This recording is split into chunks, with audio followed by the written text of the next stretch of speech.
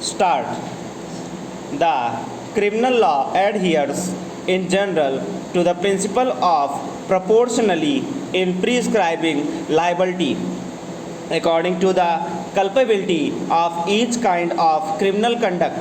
It ordinarily allows some significant discretion to the judge in arriving at a sentence in each case, presumably to permit sentences that reflect more subtle considerations of culpability that are raised by the special facts of each case.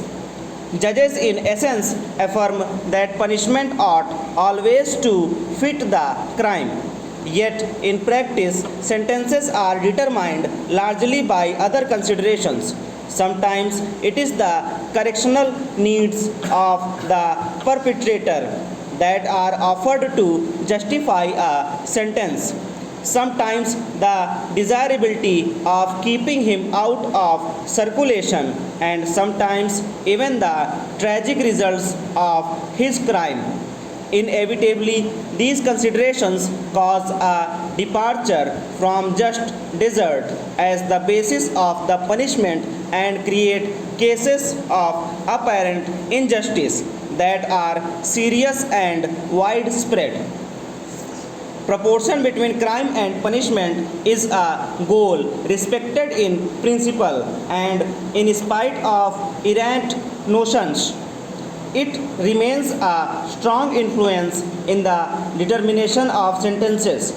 The practice of punishing all serious crimes with equal severity is now unknown in civilized societies.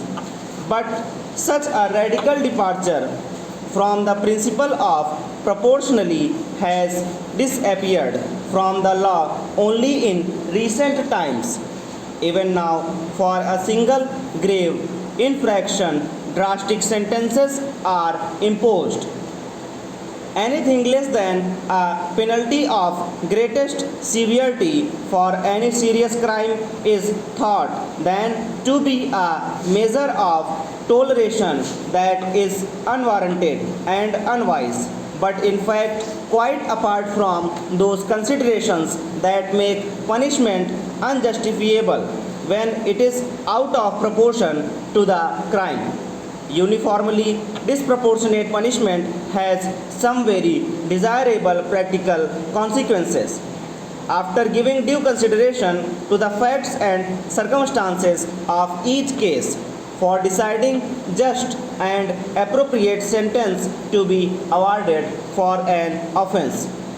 The aggravating and mitigating factors and circumstances in which a crime has been committed are to be delicately balanced on the basis of really relevant circumstances in a dispassionate manner by the court. Such act of balancing is indeed a difficult task. It has been very aptly indicated that no formula of a foolproof nature is possible that would provide a reasonable criterion in determining a just and appropriate punishment in the infinite variety of circumstances that may affect the gravity of the crime.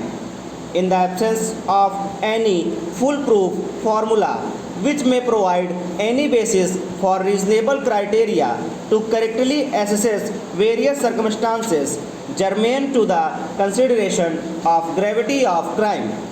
The discretionary judgment in the facts of each case is the only way in which such judgment may be equitable distinguished. It has been held by this court that in the matter of death sentence, the courts are required to answer new challenges and mold the sentencing system to meet these challenges. The object should be to protect the society, to deter the criminal in achieving the abode object to law by imposing appropriate sentence. It is expected that the courts would operate the sentencing system so as to impose such sentence which reflects the conscience of the society, and the sentencing process has to be stern where it should be. Imposition of sentence without considering its effect on the social order in many cases may be in reality a futile exercise. The social impact of the crime, example where it relates to offences against women, dacoity, kidnapping, misappropriation of public money, treason, and other offences involving moral turpitude or moral delinquency which have great impact on social order and public interest cannot be lost sight of and per require exemplary treatment. Any liberal attitude by imposing meager sentences or taking too sympathetic view merely on account of lapse of time in respect of such offences will be result-wise counterproductive in the long run and against social interest, which needs to be cared for and strengthened by string of deterrence inbuilt in the sentencing system. Stop.